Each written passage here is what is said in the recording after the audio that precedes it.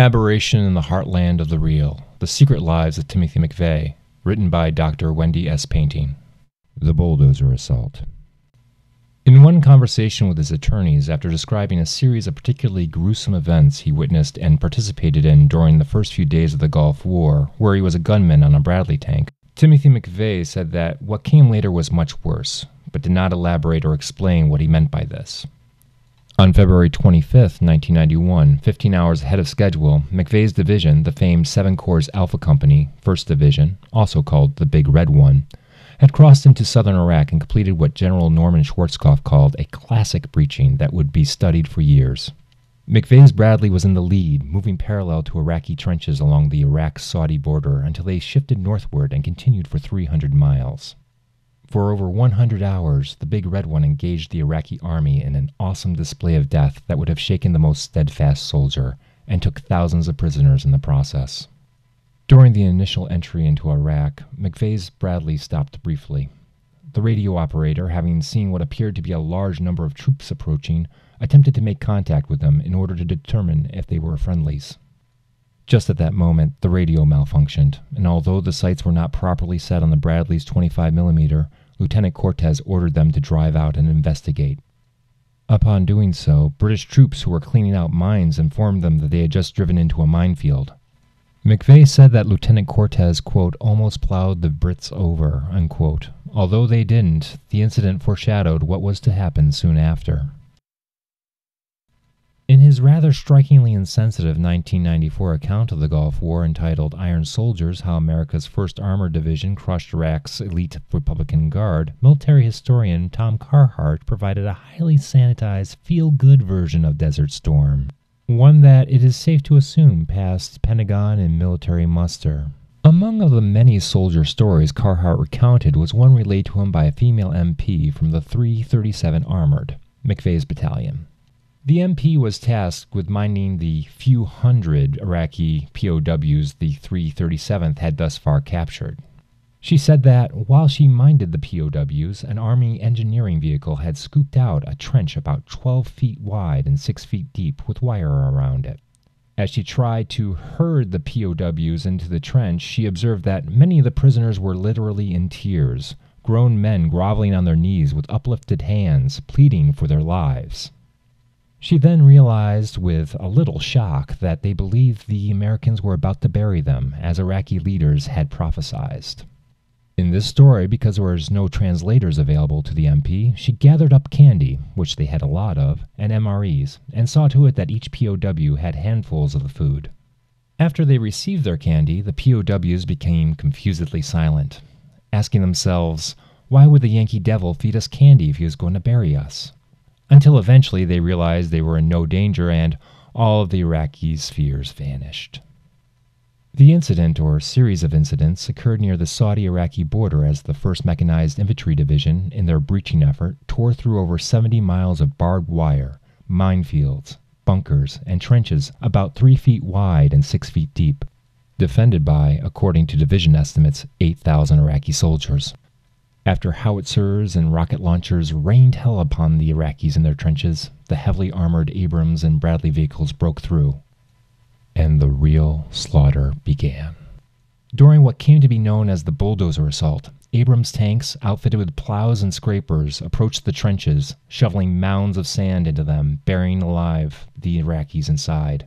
Vulcan armored carriers and Bradley vehicles drove alongside the trenches, firing upon those attempting to surrender and others who continued to return fire with small arms. The armored combat earth movers cleaned up the horrifying scene afterwards by shoveling the scattered arms and legs that remained out of view so none of the journalists arriving 36 hours later would report the bodies, barbed wire, or trenches. The record shows that as early as June 5, 1995, weeks after McVeigh's arrest, his defense team was aware of the Bulldozer Assault and had noted their need to determine whether any member of his platoon actually ran over Iraqi trenches, burying soldiers in them, or if they had seen evidence of this as they approached the trenches. If any of his fellow soldiers spoke to the defense team about it, no documentation was located in the archival records. However, upon closer inspection, it becomes clear that McVeigh's company, his Bradley among them, spearheaded the breaching operation and led the Bulldozer Assault. In the few reports about it, news outlets quoted at least 2 individuals who McVeigh knew. In September 1991, one of them, Colonel Anthony Marino, who commanded the 1st Mechanized Lead Brigade against the most heavily defended trenches during the assault, described it, telling reporters, "What you saw was a bunch of buried trenches with people's arms and legs sticking out of them. For all I know, we could have killed thousands. As Iraqi soldiers saw what we were doing and how effectively we were doing it, they began jumping out of their holes and surrendering. Our firepower kept the Iraqis down in their trenches. They were incapable of firing back." No existing biography of McVeigh explores the horror of the Bulldozer assault in any depth, or even mentions it as such. In his 1996 unauthorized biography of McVeigh, Brendan Stickney simply wrote, "A lot of shooting by the Americans was directed at the enemy's dug-in trenches." Mark Ham's 1997 book acknowledged that McVeigh's platoon was assigned to roll up the trenches and nearby artillery bunkers supporting them. According to Ham, this involved rolling them over in Bradleys, tanks, trucks, and giant earth movers, suffocating to death hundreds of Iraqi troops in the trenches. This tactic, Ham continued, not only effectively killed the enemy, but the huge pile of corpses provided a sturdy foundation for a smooth crossing point for the invading forces. In 2001, Dan Herbeck and Lou Michel, the authors of American Terrorist, McVeigh's only official biography, gave a cleaner account that avoided the Bulldozer assault, the bodies buried alive, or McVeigh's role in it. Rather, they allude to it obliquely by observing that the motto of the 7 Corps was, "If it's in front of us, it dies." And because of the sounds made by the tanks rolling over the Iraqis, U.S. soldiers began to refer to the dead they created as crunchies. The handful of existing news reports written about the incident provide further details, however. Participants later said that they had carefully planned and rehearsed the Bulldozer assault weeks before it commenced, a claim confirmed by satellite photographs. One captain described the psychological trauma he later suffered because of his role in the slaughter. The Iraqis, he said, had been throwing down their weapons and were begging the U.S. troops to take them prisoner. "I wish I could have," he reflected, "but after taking so many thousands of prisoners, the order came down that it was endangering our men to capture any more. So he called in the bulldozers. I had to give the order men who drove the earth movers to just cover up the trenches. I buried hundreds of men alive. If I had disobeyed orders, I should have been shot for insubordination on the battlefield. That's war."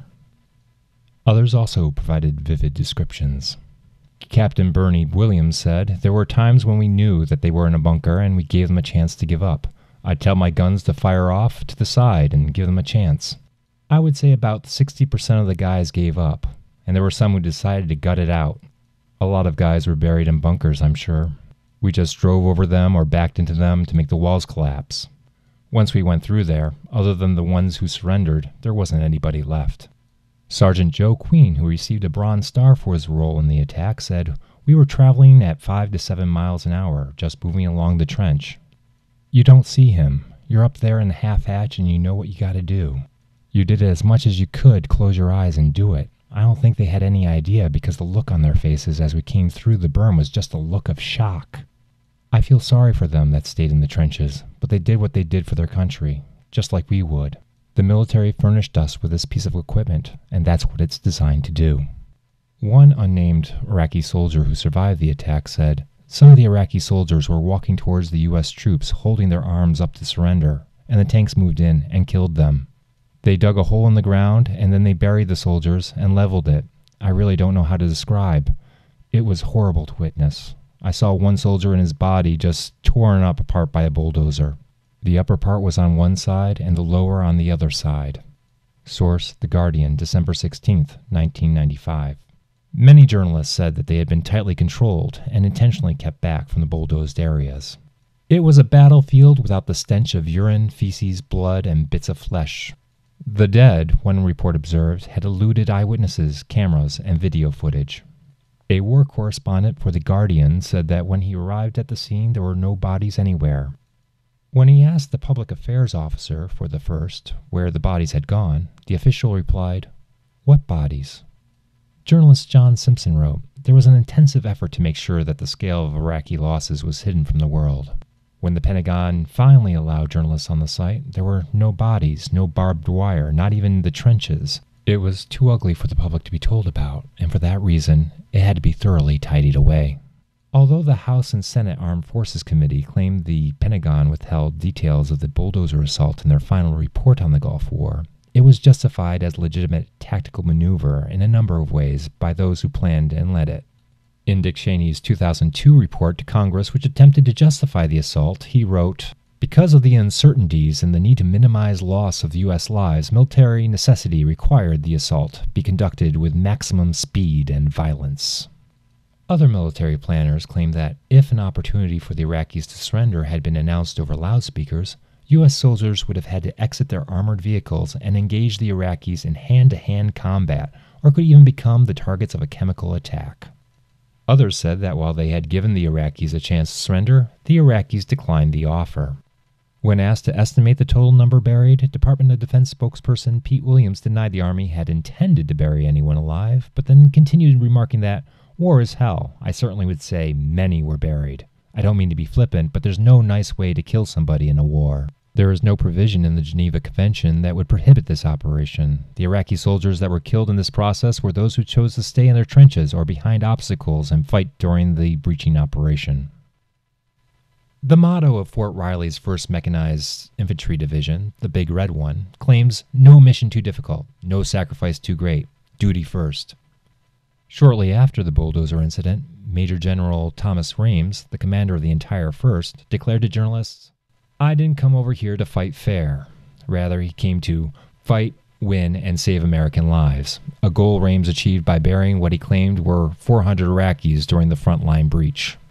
When reporters questioned Army officials about the incident during a press conference at Fort Riley, where McVeigh was stationed before and after the Gulf War, officials there said the bulldozing methods had saved American lives, as the Iraqi barrier posed the biggest threat to the U.S. troops. Rames said, "All I can tell you is that there are little hands and arms sticking up out of the dirt. They chose not to surrender. They chose to fight, so we buried them." Lieutenant Colonel Stephen Hawkins, who helped plan the assault, said the point was to terrorize the Iraqis into surrendering, and thought it had worked. "It caused an instant hands up in many places," remarked Hawkins. When asked if this is standard operating procedure for the U.S. Army, Colonel Marino said, "This wasn't doctrine. My concept is to defeat the enemy with your power and equipment. We're going to bludgeon them with every piece of equipment we've got. I'm not going to sacrifice the lives of my soldiers. That's not cost-effective." Colonel Lon Maggart, an officer from Fort Riley whom McVeigh knew, said, "I know burying people like that sounds pretty nasty, but it would be even nastier if we had to put our troops in trenches and clean them out with bayonets." In fact, Marino and Maggart, both of whom McVeigh knew, were among the first to talk to reporters about the attack. Both said they had intentionally used the bulldozer tactic to minimize American casualties, although, in reality, those inside the tanks and Bradleys were likely in no danger from the small arms fire coming from the trenches. The entire ordeal, at least for their brigades, lasted about 17 minutes. The Army later condemned and punished Marino, who nominated McVeigh for several awards and decorations for his performance during the combat in the Gulf, for providing this information to reporters. No one can really say exactly how many Iraqi soldiers were buried alive or how many had attempted surrender before meeting their deaths. Newsday and The Guardian cited military officials who claimed 2,000 Iraqis actually surrendered. Other sources put the number at between 11,000 and 20,000. An Iraqi soldier said he thought Americans had buried perhaps 300 of his comrades, while Iraqi military spokespeople claimed the number was between 1 and 2,000. Some U.S. infantry personnel told reporters they had no idea how many people they buried under the sand. Rames said 400. Dick Cheney withheld details about it to a congressional report on the war, but did state the Army buried 457 Iraqis in the sand. Maggart estimated the brigade buried 650. A military source quoted in the Jerusalem Post said 6,000. Schwarzkopf's staff gave estimates between 50,000 and 75,000 for the number killed in the trenches. It was hard to obtain an accurate body count given the literal cover-up of the event that, according to the Pentagon, claimed no American casualties. While Geneva Convention protocol dictate that surrendering enemy troops be taken prisoner and not killed, the number of surrendering Iraqis would have been much higher had they not been summarily executed when attempting to do so. Many soldiers received medals of honor for participating in the gory scene.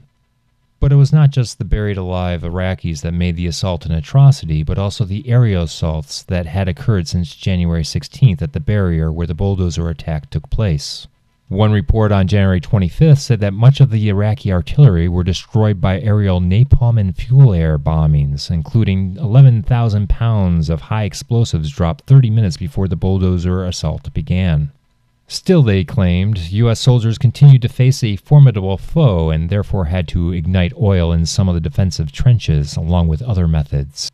According to a FOIA request, the U.S. Marines confirmed they had dropped 489 napalm bombs on, quote, those poor fuckers in the trenches, end quote. The aerial and ground images of the aftermath on Basra, one military historian wrote, quote, ranks up there with the young Vietnamese girl running naked from a napalm attack, or the Zapruder film, end quote. This is the first but by no means the last time that McVeigh found himself at the center of a contentious moment in U.S. history. In the many narratives told by McVeigh about the events throughout his life, corpses appear, disappear, and reappear, a pattern best illustrated and perhaps rooted in his experiences during the Gulf War. A war whose carefully constructed spectacular primetime entertainment value qualified it as the first hyper-real postmodern info-war. The mass-mediated murderous extravaganza masked its managers' surreal and brutal genocidal, ecocidal, and homicidal New World visions. It is difficult, if not impossible, to know exactly what occurred during the war, including who fired at whom, when, and under whose, if anyone's, orders buried Iraqis with bulldozers, and how many met their deaths in this manner. Further, the unspeakable actions taken by McVeigh and his cohorts on the highway of death, or the details of the nightmarish visions they observed, are unknowable, as are the impact these had on them. Finally, among those things impossible to determine about the Gulf War is who, exactly, received the ostensibly preventative experimental shots and pills, who administered them, and when.